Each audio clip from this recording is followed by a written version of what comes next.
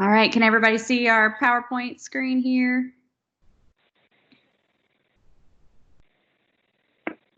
Okay, good morning, everyone. We are so happy to have you all here.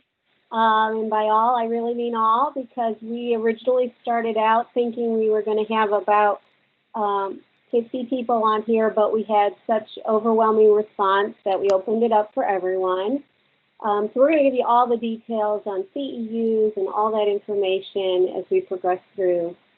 So I'm Sandy Elliott. I'm the English Learner Intervention Support Specialist today, and I'm presenting with two of my colleagues, and I'm going to let them go ahead and introduce themselves. Hi, I'm Melissa Banks. I am the Instructional Technology Specialist at MDE, and I'm just here to provide a little technology support to these wonderful ladies.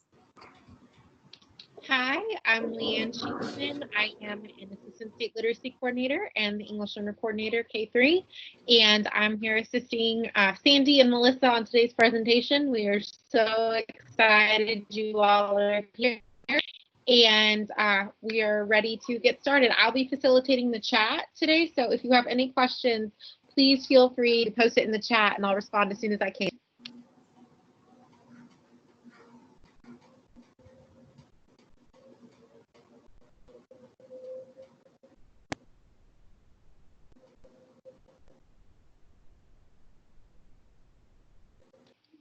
Sandy, you're muted.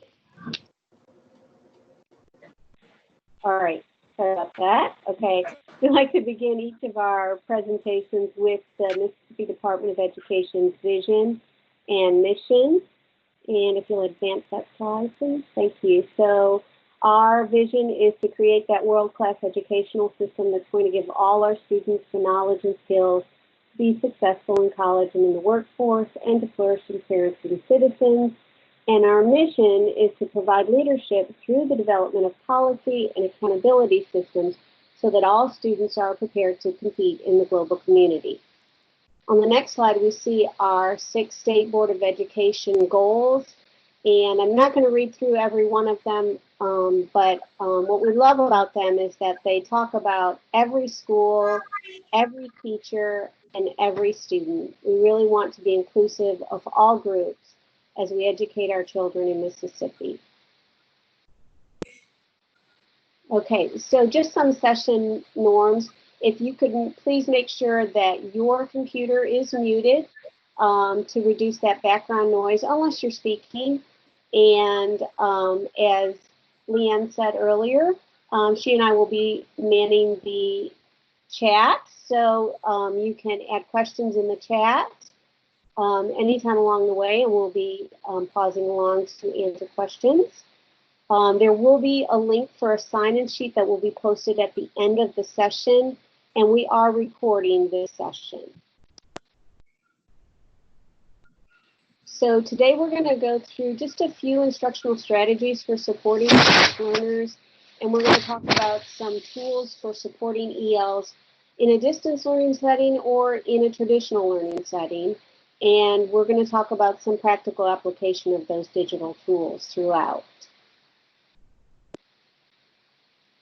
So we'll just begin with those instructional strategies for supporting ELs. And, you know, we have it here as distance learning, but none of us knows really what is going to happen with school come August. It could look very different in different schools within one district, in different districts. So we really just want to talk about some ways that we can make sure we're supporting our ELs in this time, what we're calling the new normal, which seems very abnormal to us. So we're going to start with a poll question. I'm going to add a link in the chat for Mentimeter. And we have this poll question. So here it is.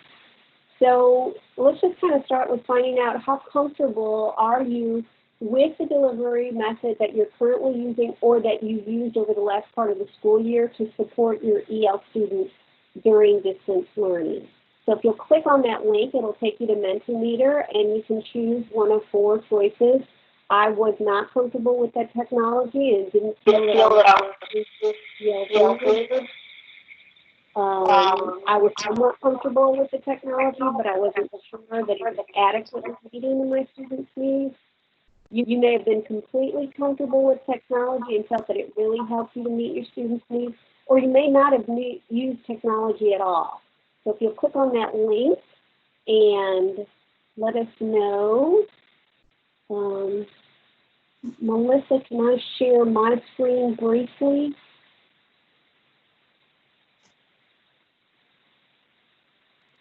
That would be great, thank you. So that just so I can show them the live results. So it looks like we've got a good mix. But the one that seems the lowest is the one that I was completely comfortable. And I think we were all kind of learning in this most recent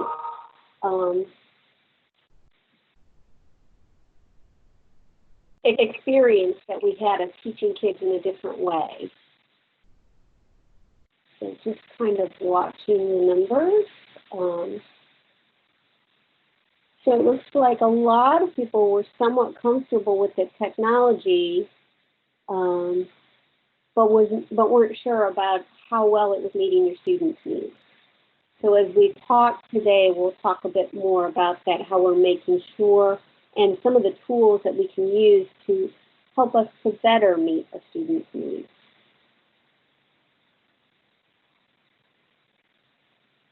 We give it a minute or so longer. We've got still people putting their responses in.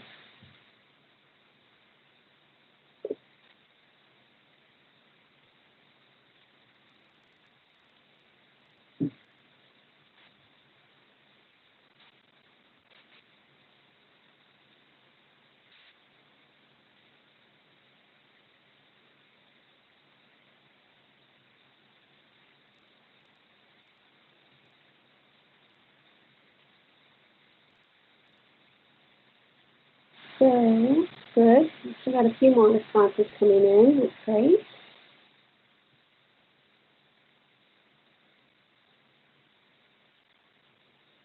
I'm going to go ahead and stop sharing. I think we've got a pretty good measure on it, but please continue to input your thoughts on this question as we move on. We really want to see all the results of how everyone is feeling. This helps us also get an idea of where to go and where to focus on as we do this webinar and those that will continue.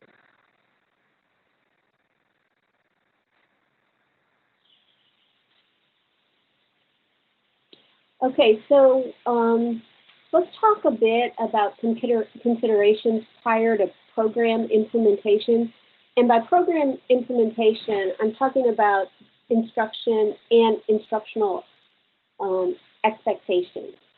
So we want to consider what assumptions we're making about our students' learning environment. Some of our parents can be guided and will take advice about setting up a quiet learning environment. Others are not as easy to work with, so we have to keep those things in mind. We need to consider what assumptions are we making about our students' access to resources and technology. While some students may have access to technology, it might not be compatible with the programs that we're using, or they might need to share it with 3 or 4 other siblings in the house, so it limits their access.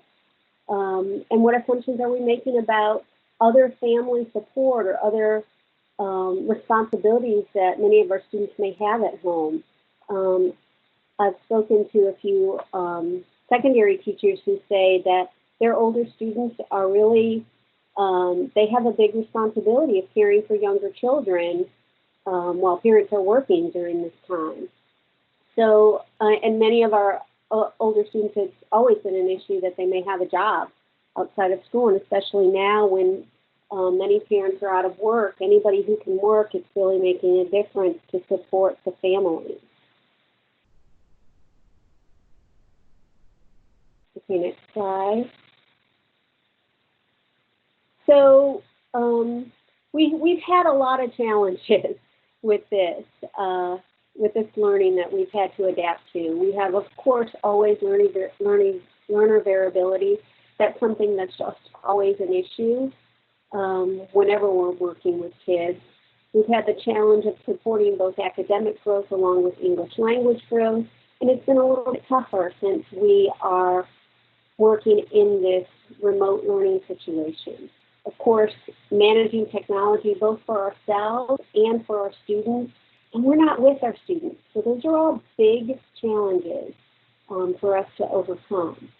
So on the next slide, we talk about a bit more about how we can turn those challenges into opportunities. We have the opportunity to remove some barriers that were in the regular classroom environment. Well, there's not the issue of, you know, Sally, you just cannot sit next to Sarah because y'all two talk too much together.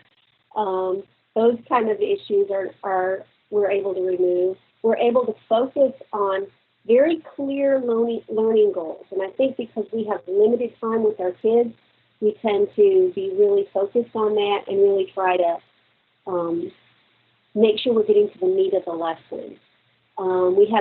We can provide multiple means of representation and expression, and we're really going to show you more of those today. We can provide that guided practice and those scaffolds, and we can embed accommodations. So, and there's also more time for teacher collaboration, just because we're not working with our kids for the entire day as we normally are.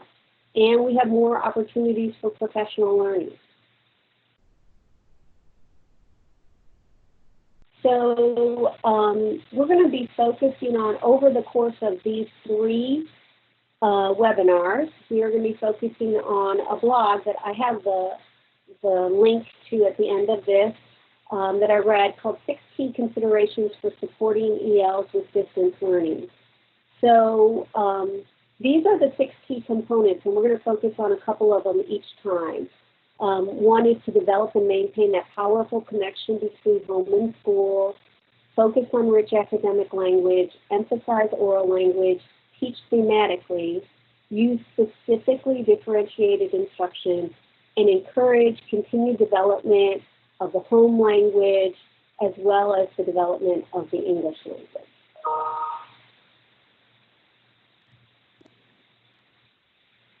So when we talk about developing and maintaining that powerful connection between home and school, we're talking about things like providing families with multilingual prompts for home conversations about class topics. This doesn't mean that you have to have a whole script written out, but just the basic topic of what you're talking about. If you're able to get that translated and provide that for families as a means for starting off point. Utilizing open-ended assignments for students to express what they're experiencing during this time, and we can do it not just in writing but also orally. We need to have those multiple methods of obtaining information from our students. We can keep that communication. We really want to make sure we're keeping that communication open, so families can share with us what is and isn't working for their child. We're all on a learning curve for this. And it's really important to hear from parents about how that's going for them on their end. There are many times we think something's working really well on our end, but it may not be necessarily so on the other end. We want to use translation devices so that we can make sure that the assignments and the instructions are comprehensible. And we want to encourage family conversation at home. We want to support that comprehensible and not comprehensible. But okay. Okay. Next slide, please. So just some other ways so another point that they talked about was encouraging the development of the home language as well as English. And I'm not going to go into each of these points because they're there for you to see and to go back to. We'll have a recording of this webinar. But we also want to make sure that we are encouraging the development of that home language, the continued development of the home language. That's really going to help reinforce the content that we're teaching our students so that they're also getting it in the language that they're hearing at home. So parents can help them to make those connections. Next slide. Okay, so now I'm going to hand it over to Leanne and to Melissa so they can share with you the great tools that we can use with our students. All right, so today we're going to focus really on virtual conferencing tools. And we've kind of selected what we feel are probably the 3 most popular virtual conferencing tools and kind of go through some of the great features that you can use in instruction. Now, we are obviously not going to cover all of the features of these tools, but we've just kind of picked out those that we feel would be best used if you find yourself in a situation where you're delivering instruction in a digital platform. So just real quick, a disclaimer.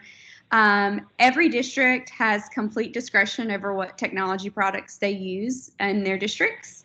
And if your district does not already have a virtual conferencing tool, please feel free to share these options with them, but that's a decision that needs to be made at that district level about what web conferencing tool you can use. And they need to be able to set the guidelines for what that interaction between you and the students and you and the parent looks like. So just please make sure that you're always checking with your administrators, checking with your technology coordinators at the district level before you utilize a technology product in your classroom. So now that we got that out of the way, here we go. So Zoom is probably the most popular web conferencing tool. Many of you, even if you haven't actually operated Zoom yourself as a host, you have probably attended a webinar where you used the Zoom platform. Now, Zoom is free to a certain extent. So with 3 participants or more, you can have a 40-minute web conference for free, and you get access to a lot of the tools and features that we're going to talk about today. However, if you were trying to meet with more than 3 people, you are going to have a paid subscription. And if you wanted to meet for longer than 40 minutes, you're going to have a paid subscription. But chances are you will not be meeting with your students for more than 40 minutes at a time over a virtual conference. So just kind of keep that in mind. There are some costs associated with Zoom for larger groups. Now, Microsoft Teams is actually a free virtual conferencing tool, but it is also can be utilized as an LMS. So if you are a Microsoft school, if your school is a Microsoft school, you need to talk with your technology coordinator and see if you have access to Teams or if you can get access to Teams. If you are not a Microsoft school, you can go to Microsoft Education online and you can create a free student or teacher account. So any student or teacher with a valid school email address can go in and create a free Microsoft Educator account. And when you do that, you have access to their online tools, such as Word Online, PowerPoint Online, and Microsoft Teams Online. And you will notice that Teams is actually the platform we are using today for our webinar, because that is the platform that we use here at the Department of Education. So Microsoft Teams is a really great tool, and again, it is free. So even if you're not a Microsoft school or Microsoft district, you can go in and create a free Microsoft Education account and have access. The third one is Google Meet. Now, you may be more familiar with it as Google Hangout. It recently changed names. And also, it used to be something, but it was free, and then you had to pay for it as a part of the enterprise account. And then with all of the pandemic, they've actually switched it over and made it completely free again. So if you are a Google school, if you're a Google district, check with your technology coordinator. They may have to open access to Google Meet, but it is a free tool. If you are not a Google district and you have a Gmail account, you have access to Google Meet for free. All right, so now what we're going to do is we're going to kind of go through the specific features found in these platforms that can be utilized in instruction. And specifically, Leanne's going to get really in depth on how these could help our English language students, or English learner students, excuse me. All right, so some of the, again, these are not all of the features, these are just the ones that we wanted to pull out to talk with you about. So virtual backgrounds. Zoom and Teams offers the ability to change your background, and so you can have a little fun with that. You can put yourself at the beach, or you can put yourself at the Golden Gate Bridge, or you can upload some other kind of background that may actually have to do with, you know, what you're talking about. Maybe it's a place or an object or some sort of cultural reference that you're trying to nail down, or it's a, you know, a cell that you have in the background. There's all kinds of cool things that you can do. And so those are available again in Zoom and Teams. Breakout rooms, Leanne is going to go much more in depth into breakout rooms in just a few minutes. But that is a feature found in Zoom. You can do it in Microsoft Teams. It's just a good bit more complicated than the feature in Zoom, and it requires a little bit more advanced knowledge, and you have to break your students into different channels, and it's just kind of a little more complicated. But it is technically available in Microsoft Teams. Anonymous polling is another great feature that Zoom offers, but if you'll notice, I have a little plus sign right there. So that is only available with the paid version of Zoom. It is not available on the free version of Zoom, so just keep that in mind. But essentially, anonymous polling is exactly what it sounds like. You can send a quick poll to the participants, multiple choice, and they can respond. But notice that it is anonymous, so it's not necessarily going to be used for you to be able to say this student gets it and this student doesn't, but maybe just for an overall feel of, hey, how's the lesson going? How are you doing? Or just as an engagement factor to kind of see where everybody is and bring them all back together and make sure everyone's on the same page. Reactions are a great feature. They're available in Zoom and also in Teams. And this is where you can like clap or give a thumbs up. It's just a real quick, again, kind of an engagement tool, and a tool that you can use to just a quick check for understanding of your students and how they're receiving the material. Nonverbal feedback. Now, this is a Zoom-only feature, and again, it is only available in the paid version of Zoom, and Leanne is going to show you this a little bit later, a little more in depth, but it's where students or participants can say things like slow down, go faster. They can give a thumbs up, a thumbs down, a yes, no. So it's just kind of, again, a real quick way for you to get some feedback, check for understanding, and see how you need to adjust your instruction. Now, closed captioning. This is an excellent feature that we can utilize with our EL students or with any of our students. So closed captioning is available in all platforms. In most cases, the closed captioning has to be turned on by the participant. So when the participant is in Teams or when the participant is in Google Meet, they can check a box or click that feature and the closed captioning will appear. However, in Zoom, you can actually go ahead and check for closed captioning and it will automatically appear. So it's not something you have to train your students to do. It would automatically pop up. But that could be distracting for some students, so it may be a good idea that the students are able to turn it on and turn it off as they need it. But again, a really great feature of all of those platforms. Now, you can also have a transcription of the recorded meeting, and you can see that's available in Zoom and in Teams. But the thing I do want to point out is that it is only of a recorded meeting. So you have to actually record the meeting. It can't just be a live meeting that you don't record. It must be recorded. And then after the recording has been processed, it will provide a transcript of the recording. And so that can be helpful for you to share with your students after the fact. Maybe they need to go back and watch the session again, and they can have that recording there and kind of help them follow along. A hand raise, another great feature that's available in Zoom and in Teams. Someone had their hand raised earlier, and it's just a way to let you as the instructor know, hey, I've got, like, I need to ask something, or just another form of feedback that your students can provide you. The chat box. It is available in all platforms, Zoom, Teams, and Google Meet, as well as screen share. Screen share is also available in all of those platforms, and that's really handy as we're doing today. I can share my screen with you and share my PowerPoint, or you'll notice the next one there is the option for a whiteboard. And so Zoom allows for a whiteboard. Microsoft Teams allows for a whiteboard.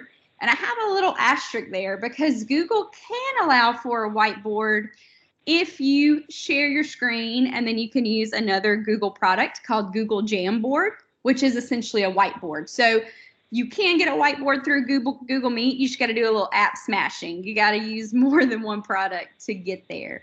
But a whiteboard is a great option where you can, just exactly what it sounds, right? Like you were writing on your dry erase board at school, write out a math problem, or maybe make a graphic organizer, all kinds of different things you can do on the whiteboard.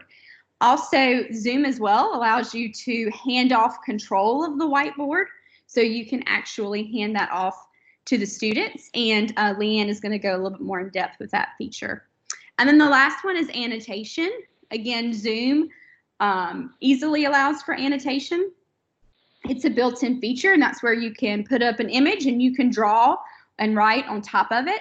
You can also do it in Teams and in Google Meet, but again, you see that asterisk, there's a little bit of multiple programs that you have to use, so you could screen share and then use a different program to annotate, but it's not actually built directly into the video conferencing tool itself.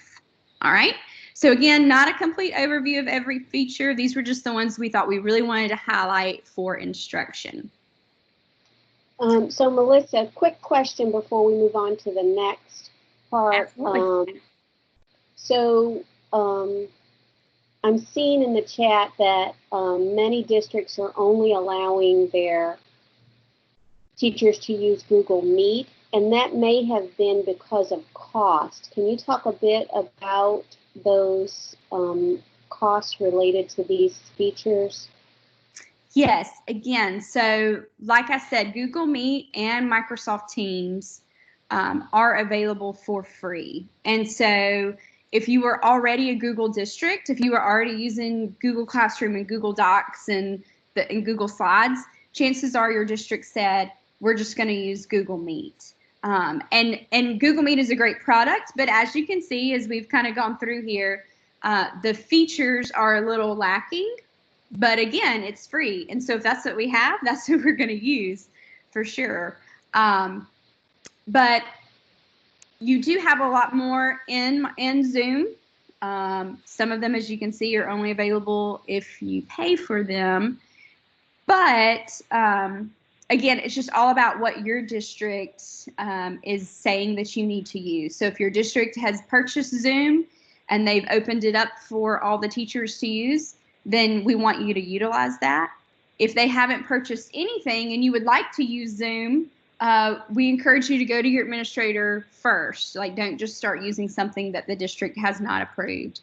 We really want to make sure we drive that point home. Whatever video conferencing tool your district has said, yes, this is it, that's the one you need to use.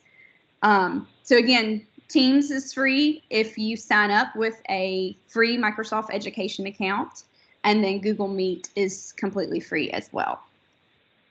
And then Melissa, one more question. What was the product in Google for annotation?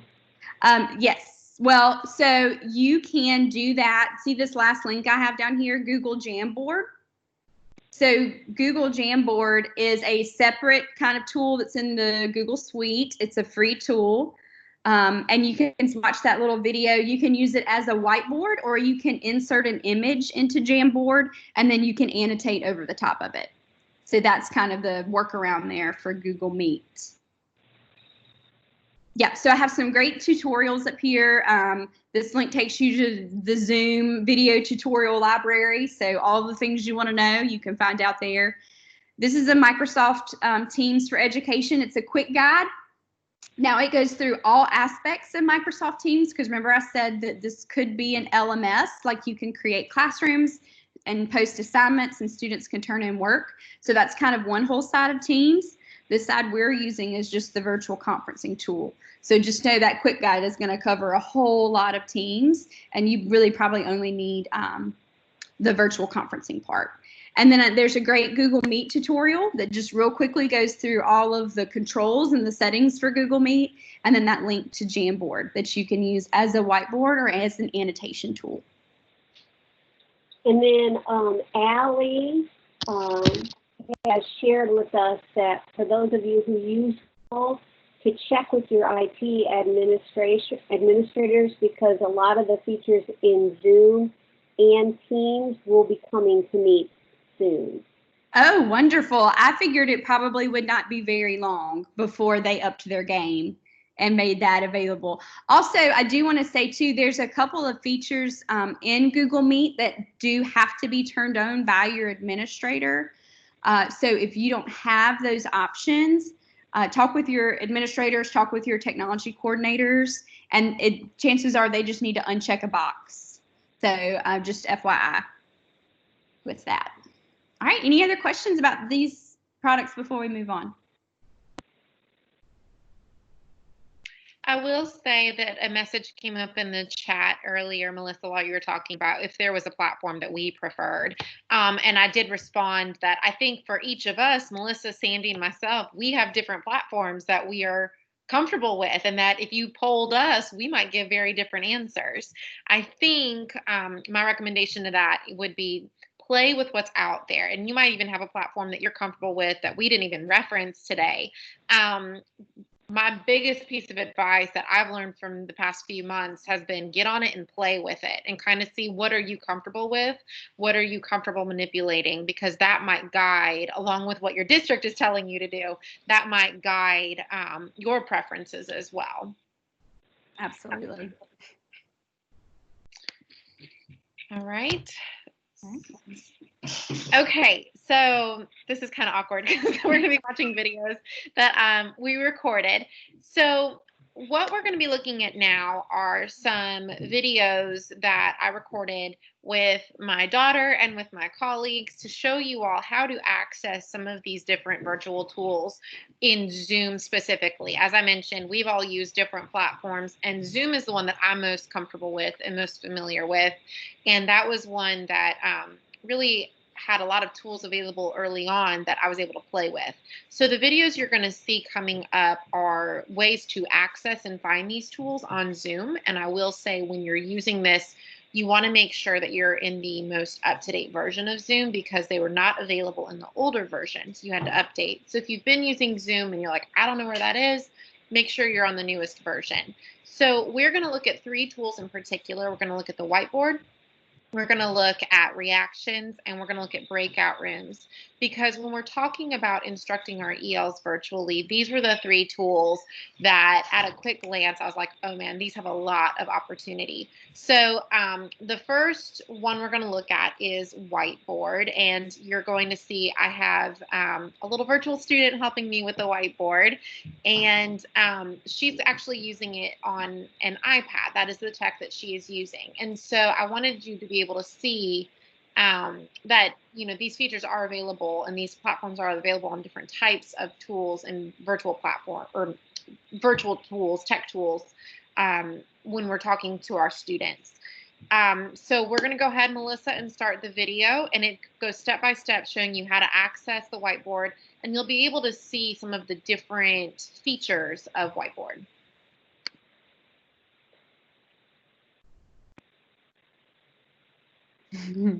Maybe.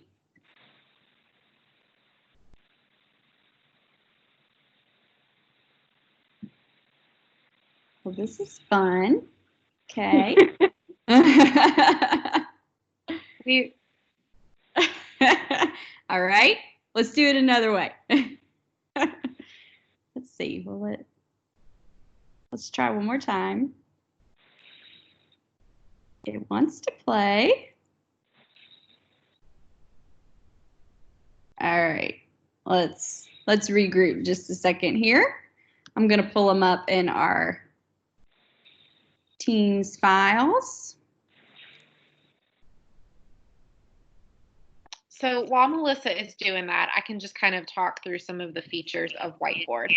So Whiteboard is a tool that is a great way to engage with your students on the front end of a lesson. One thing I really love about Whiteboard is, you know, in the classroom, that brick and mortar classroom, we are so comfortable with the share the pen idea, where maybe I write a sentence and you come up and we're going to interact together with what's going on the whiteboard. The whiteboard in Zoom gives you that same opportunity virtually. So that will give you the chance to interact with your students, and you'll be able to see it in the video. They can manipulate what you're writing on the screen. They are able to engage with one another. You're able to give them immediate feedback because the video is still going. You're seeing their responses. You can work together collaboratively. There's a lot of opportunity there for differentiation. It's also kind of a fun tool for the students to use because they're able to engage with different things such as highlighters, text boxes. They can practice their writing. They can practice you know, there's a drawing tool. So for our students who their language is not at a point yet where maybe they are typing, they can show their brainstorming thoughts by drawing out their ideas, and then we can have that conversation. So there's a lot of opportunity there. So Melissa, were you able to get it pulled up?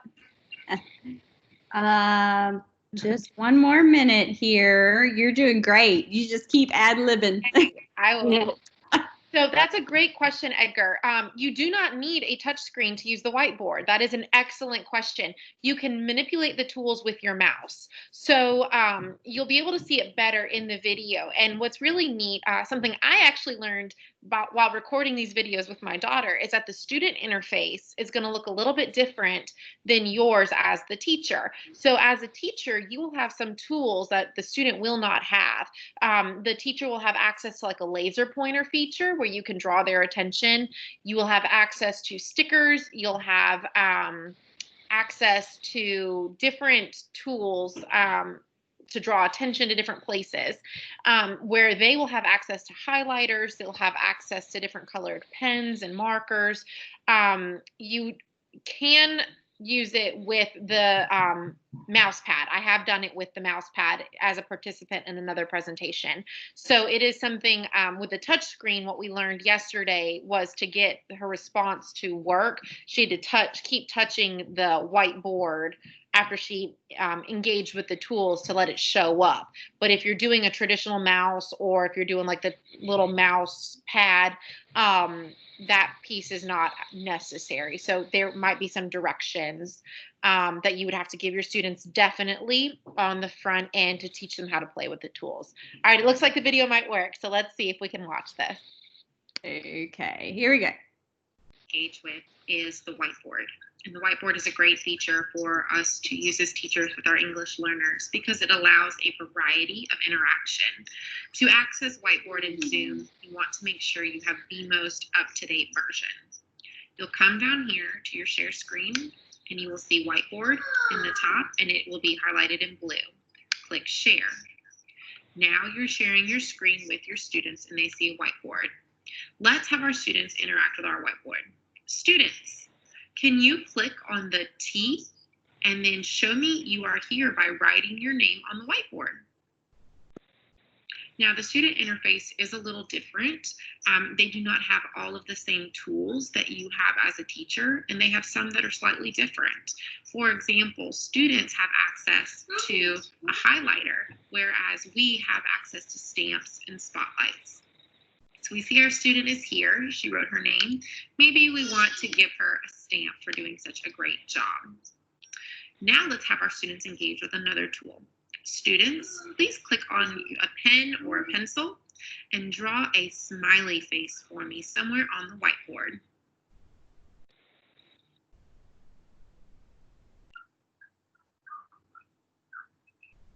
Oh, we have a frowny face. Maybe they're going to erase. She changed her color and now she's drawing a smiley face. Great. So now we see everyone is here. We know that they're interacting with their tools.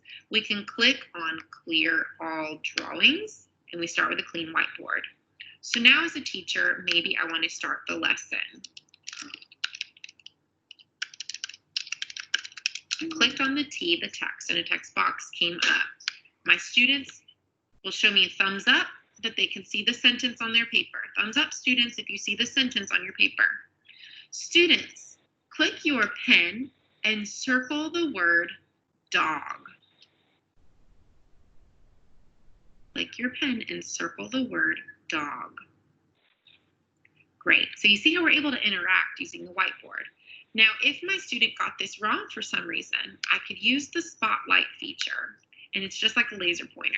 And I could say, here is the word dog. Let's draw our attention here.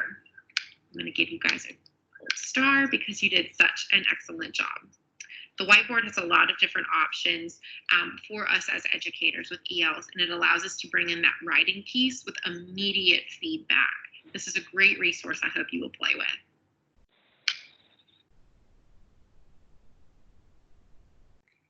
All right. Okay, awesome. So we had a great question come up while that video was going on about whether or not these tools are available on an iPhone. So there is an iPhone adaptive Zoom app that you can get.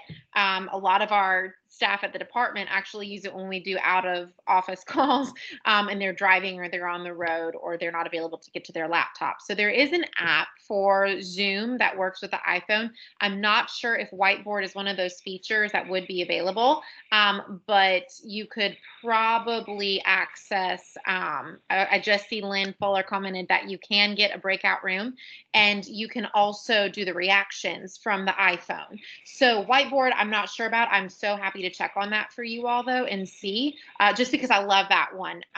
So like I said, the whiteboard is so much fun because it helps break down that virtual wall, right? Like with our ELs, it's so important that we maintain that sense of connection and that sense that, yeah, we're apart, but I'm still here with you. I'm still your teacher. So if that share the pen was something that was a common part of your brick and mortar classroom routine, the whiteboard is an excellent way to kind of bring some of that familiarity back to your students. As I said, you would definitely want to teach your students how to use the tools before you use them as part of instruction, where to find them. And you want to make sure they've got time to kind of play with them before you ask them to use them as part of instruction. But I love the interactive whiteboard. That's one of my favorites. So now we're going to go to the reaction bar. And my virtual student is going to be here with this one as well. So let's see her engage with the reaction bar.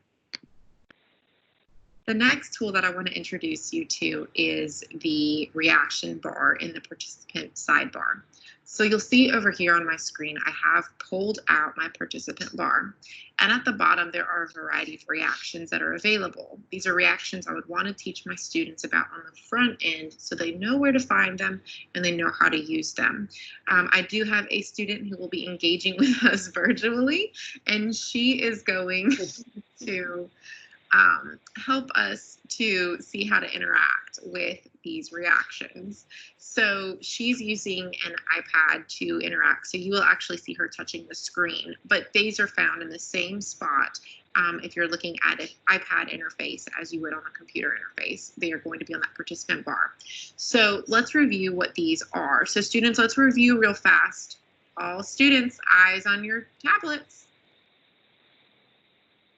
All right, let's review. So the first one is going to be that green yes check mark. If you see that green yes check mark, students, can you click it so I know you see it? Click that green yes check mark so I know you can see it. Good job. And so you will see everyone over here. It showed up on the participant list. So now as a teacher, I can keep a track over here on that participant list. If I'm seeing a student is delayed, I might be able to call them out one-on-one and say, oh, hey, student, look over here so you can find it. All right, students, go ahead and let's C, can you give me a thumbs up if you are having a good day? So all students, can you give me a thumbs up if you are having a good day? Click that blue thumbs up. If you're not having a good day, show me a thumbs down. So can all of my students click thumbs up or thumbs down? Show me what kind of day you're having. All right, and so we see that this student is having a very good day. So to find the thumbs up, thumbs down, we would click down here on the More button where those three dots are. And we see it even gives us a count of how many students have a thumbs up response, how many have a thumbs down. And then we also have a hand clap if we want to show something good. We have a coffee mug if we need to take a break, or we have a clock if we need to pause. All right, so students, let's ask one more question. If your name begins with a vowel, could you please show me a green check mark? If your name does not begin with a vowel, can you show me the red X? Good. And so I can even respond there as well. And so we see one of us has that red X, one has a green check mark. This is a great tool to use with our English learners because it allows us to break down that barrier. It allows us as the teacher to take a quick poll to kind of see the feel of the room, to kind of do that quick check, and then to have those opportunities where maybe we, from the responses, use other tools such as breakout rooms where we can facilitate that learning and provide that feedback as needed. Okay, so kind of speaking about the reactions are a great way to kind of get that view for like a quick poll in the side panel.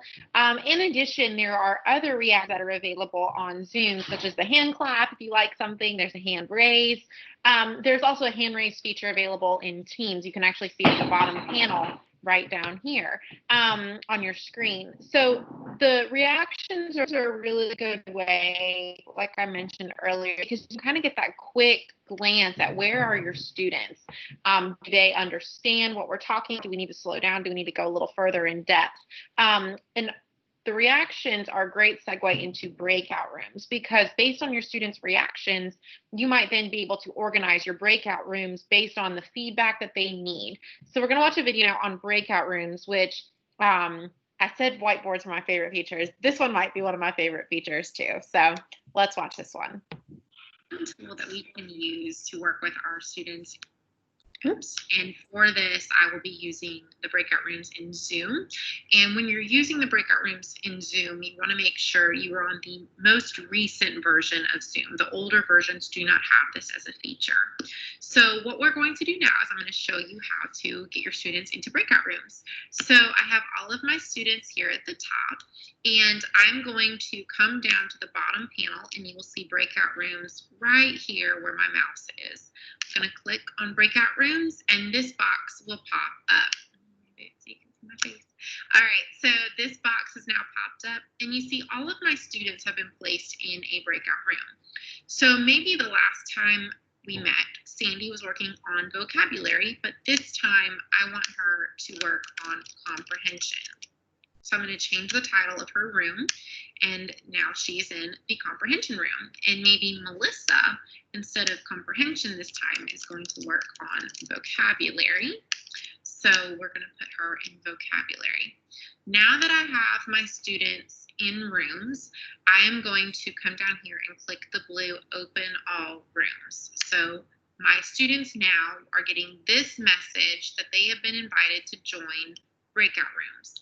Now they will be able to, from their screen, move into their own breakout rooms. So students, go to your breakout rooms, and I'm going to come check on you in just a minute.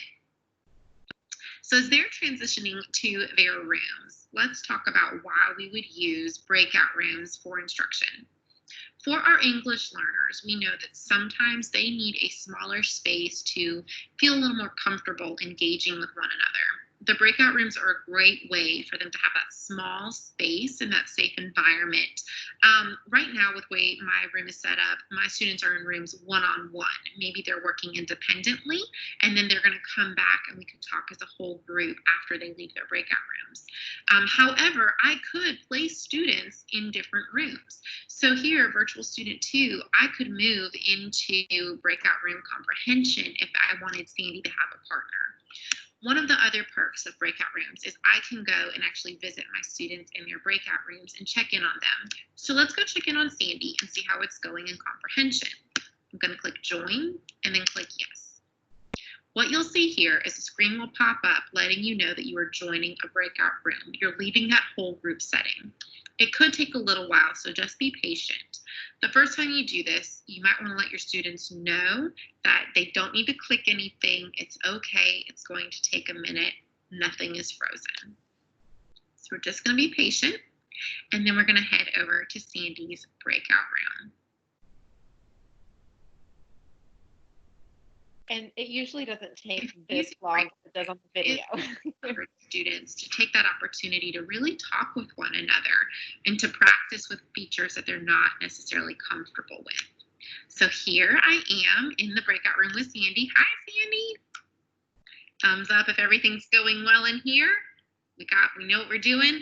Great. So now Sandy and I are going to interact. We're going to talk with one another. I might ask her follow-up questions based on the task I gave her in the breakout room. And when it's time for me to leave, I'm going to click leave room. It's this blue button down here. And I want to make sure I don't click end meeting for all. I don't click leave meeting. I just want to leave the breakout room. When we leave the breakout room, we're going to go back to the main section, just like we did the first time. Once I bring everybody back to this main session, this is going to be a great opportunity for me to ask them follow-up questions. Maybe I'm going to ask them what they talked about. Maybe I'm going to ask them to share out. I might even assign someone in each team to be a team leader in each breakout room, and they can report back. Using the breakout rooms is a great opportunity to allow our ELs chances to practice their speaking, their listening, and their writing. So here we are, back in the main session, and you want to check when you come back in that you are unmuted because everyone is going to come in and they're going to be muted. Now it's time for everybody to come back together. You see that Sandy's back here with us. So now we're going to call everybody back because Virtual Student and Melissa are still in their small groups. So first, maybe I want to broadcast a message to everybody. It's time to come back. And I'm going to broadcast that. What that is doing is that is sending their message to all the breakout rooms that it's time to come back. Now they can either choose to come back on their own, or I have the option of clicking this red button, close all rooms, and sending everybody back to this section. You'll see that you have a sign that comes up at the top that all participants have been given 1 minute to transition back. We should start to see them pop back up, and there they are. And everybody's coming back. Welcome back. Thumbs up if you had a great time in your breakout room. Awesome. And so from there, we could have conversation. We could talk about what we discussed. And again, this is a good opportunity to bring that small, safe conversation into the larger group. Okay, so breakout rooms. I love breakout rooms. I think they're so much fun. We really could have gone even further because in a breakout room with Sandy, when I got over there, I could have even pulled up a whiteboard. And in our small group, we could have had that whiteboard interaction and had some really great conversation and then get our thoughts in line before we come back to the whole group. When you're using the breakout rooms, you can have several people in a breakout room at one time. You can also set the option of how many people you want in a room. Because of my small group, I just had one person per room. But you could do several people at a time, so there's that conversation. So that gives a really good opportunity for interacting with one another, for that guided conversation. And again, you can go and check in on the different breakout rooms and kind of see their thinking. These were just touching the surface of some tools that are really good for our instruction.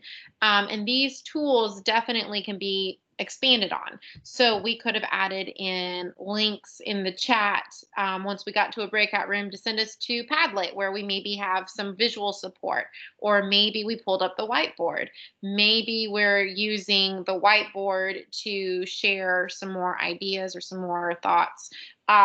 There's a lot that we can continue to play with. We could drop in Google Doc links, right? There's a lot that we could do with this virtual capacity. So while we recognize all of our students do not have that access, and that is something we are going to talk about next week with our virtual field trip session, how do we give that equitable experience where we don't have the tech to support it? This is good information to have for those students who do have that opportunity available. So again, as I mentioned in the chat, one thing you would definitely want to do, no matter what platform you're using, search YouTube for how-to videos.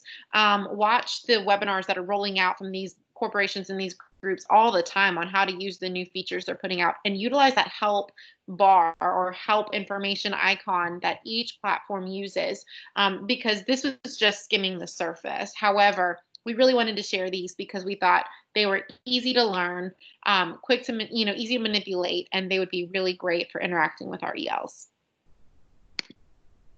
All right, hey, Leanne, I'm just going to add a couple of things real quick. So I do want to say that in Zoom, I did have to download the newest update, and then I also had to go into the settings and turn on some of these features. So I'd actually check the box for breakout rooms and check the box for those reactions. So just keep that in mind. Even if you have the newest version, you may need to go into the settings and actually turn some things on. And then I also, I have a link down here at the bottom. So a great way that you can connect using your document camera, or if you're at home or you don't have a document camera, there's a really great video on how to use your cell phone as a document camera. So you as the teacher have joined Zoom or whatever platform through your computer, and then you also join through your cell phone and you use your cell phone as a document camera. So again, just kind of another way to get that interaction if the whiteboard or the annotation doesn't work, depending on what you're doing, and the document camera is the answer. That's just a great workaround. So check out that video if you have a moment. So just always make sure that you're teaching your students virtual etiquette. Just kind of like what we went over, mute yourself. You notice that Leanne had a lot of interaction with the student, thumbs up, thumbs down, and she did it visually, and then you could also use the reactions as well. So lots of different things like that, making sure that they're in a quiet place as much as they can control that, all those types of things. Just like you teach them procedures in your classroom, teach them procedures for the technology. Begin each class by screen sharing the agenda or the schedule so the students know what they're doing for that period of time. And then embrace the pause, that wait time. I know that for me as a teacher, it was hard to do that in the classroom because nobody likes that uncomfortable, awkward silence. But you really have to embrace it over the digital communication, because we all know that sometimes there's lag time. So it may feel like a really long pause to you, but in reality, it's really not that long of a pause for the students, depending on their connection speeds. So just really encourage the pause, encourage that wait time. Look at the camera to create eye contact. I know it's really hard because I want to look at the video and not necessarily at the camera, and so then it looks like I'm not looking at anyone. So just try to train yourself to look at that camera. Share your screen often to keep it engaging. All of those little things that you can do to keep it engaging. Thumbs up, thumbs down. Give a quick poll. Share your screen. Use the whiteboard. Use annotation. If you keep them moving and keep it flowing, you're going to really increase their engagement. Vary the ways they respond to you. Again, maybe it's a poll. Maybe it's just a simple thumbs up. Maybe it's through the reactions, but give them lots of opportunities and different ways to do it. All right, Sandy, we're going to hand it over to you. Okay, there's some questions in the chat that I'm going to save those till the end. I want to get this because I want to make sure that we are respectful of those who need to jump off the call, but we'll answer those questions in the chat after we go through these next couple of slides. So those of you that are joining this webinar for CEUs, we have two options for you for your independent practice. So you'll have an assignment after this session and an assignment after the second session, which should take you about an hour to complete, which will help us to get you to that 0.5 CEUs. So the first option is to use any of the tools that we talked about today that you're less familiar with and would like to incorporate into your teaching. And that could either be remotely or in the traditional classroom setting.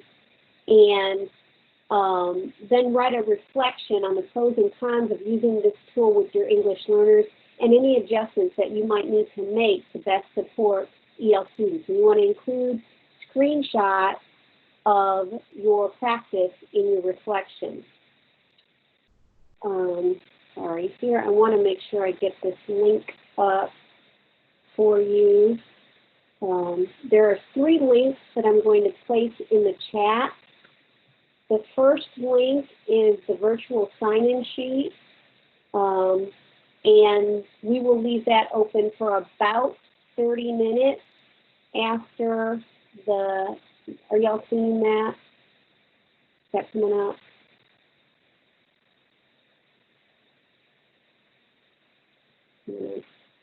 Click that. Let me see if it's up here. Yeah, it's up. So the first one is the virtual sign-in sheet, and as I said, we're going to leave that up for about 30 minutes after the webinar. So those of you that are doing this for CEUs, please make sure that you do get signed in on that. I also have the link for the uploading of your assignment. And then the second option for independent practice, if you'll click onto the next, thank you.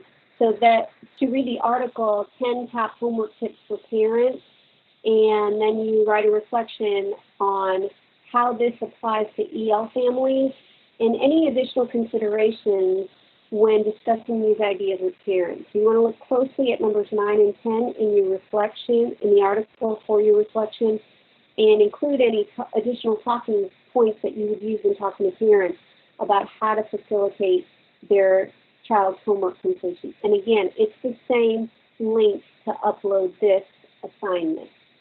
And then on to the next. So again, we're going to offer 0.5 CEUs for those of you who attend all 3 of the webinars and complete the additional after session tasks. And again, I have the link here for signing in for today's session. It says it's going to be open for 10 minutes, but we're going to leave it just a bit longer because there are lots of people on this, and we want to make sure everybody gets a chance to sign in. Go to the next slide, please. So here's that link to that article, that blog that I talked about that we are gathering some information from and sharing with you and discussing as our instructional strategies. We'll discuss a couple of points from this during each of our sessions. Okay, so this is us. Well, this is our Office of Student Interventions. So Melissa and I are on this, and then the next slide shows our English learner contacts. So feel free to contact us if you have any questions or related to this webinar or any questions related to EL. We're happy to help you in any way. And for those of you that need to jump off, you can go right ahead. We are going to go back just quickly to the questions that are in the chat. So there was a question about if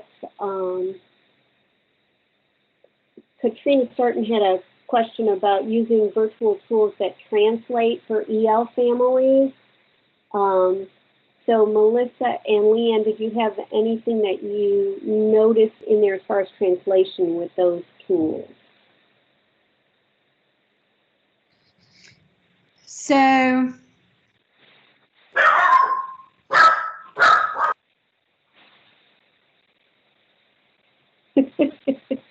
So sorry. They have been so quiet this whole time. And now all of a sudden they start barking.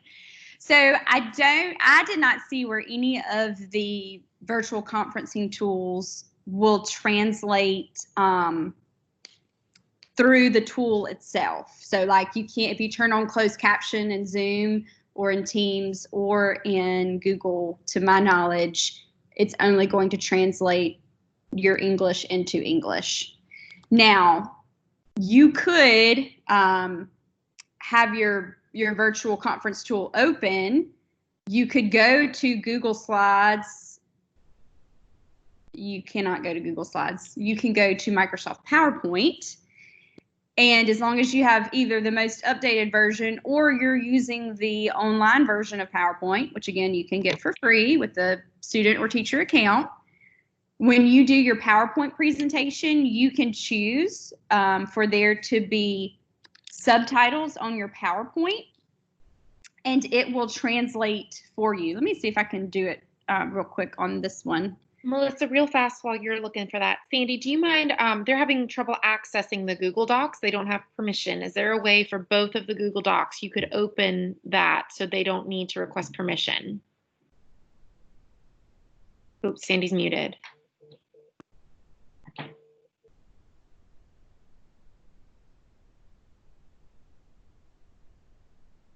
Sandy, you're still muted. Thank you, everyone, for your patience with the Google Docs. We will get those open for you. Yes, we'll get those open for you. I'm going to work on that as soon as we jump off the call so that you can get in, and I'll leave it up longer so that you can access it. While she's working on that too, if you'll look at your chat in Teams, if you look at, so if you hover over one of the comments in the chat, you'll see you can put a thumbs up, a heart, an emoji, but there are three dots that have more options. So you can translate the chat, and you can also put that in Immersive Reader. So that's in Teams that you can do that. Yeah, so I just want to show you real quick. Can everybody see my PowerPoint screen? Like not the presentation, but you can see all my my ribbon and all my options there? Yes. Okay, so again, this is in PowerPoint, either the most updated version of the desktop of a version of PowerPoint, or you can use the free online version. But under the slideshow ribbon, all the way over here at the right-hand side, there's what they call it subtitles in PowerPoint. And notice that I can choose a spoken language and a subtitle language. So if I wanted to translate this into Spanish,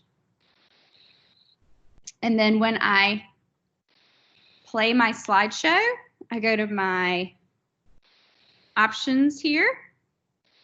And now once I start speaking, it's going to take what I am saying in English, and to the best of my knowledge, at least, it's going to translate it into Spanish. And if you'll notice, as I speak, it will go back and correct itself. I'm assuming it's changing for grammar and that type of thing. So that is a way, again, you could use this in Zoom, Google Meet, or Teams, because I'm simply sharing my screen, and the tool that I'm using to do this translating is PowerPoint. So you do have to have PowerPoint open, but you know what? You can open a blank slide, even if you're not talking about whatever's on the slide. You just have the ability for translation there. So that is an option. Again, we're doing a little app smashing, using more than one tool together, but I think it gets the job done well. And I do see that there are a couple of people, a couple of emails have come in that I noticed participants were having to leave and then rejoin the conversation. We understand technology, and we know that it isn't always perfect. So if anyone had to jump off and was not able to get back in, we're going to take it that you participated and meant to participate, and you're going to rewatch the webinar. Please make sure that if you're doing this for CEUs, that you do sign in on that virtual sign-in sheet, which I will open up for everyone.